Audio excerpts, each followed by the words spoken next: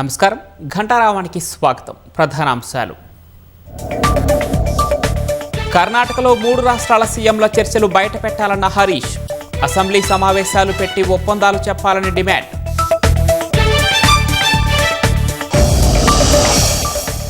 హైదరాబాద్ బోలక్పూర్లో విషాదం. డీసీఎం కింద పడి 4 ఏళ్ల బాలుడు మృతి.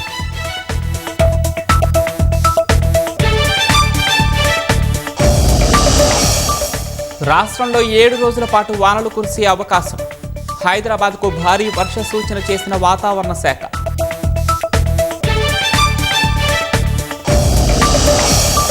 తుది దశకు చేరిన శబరిమల బంగారం చోరీ కేసు.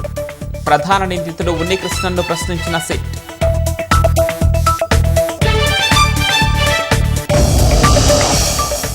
ఢిల్లీ, ఉత్తరాఖండ్ రాష్ట్రాల్లో ఉగ్రదాడులంటూ బెదిరింపు మెయిల్. హై అలర్ట్ ప్రకటించి భద్రతను కట్టుదిట్టం చేసిన పోలీసులు.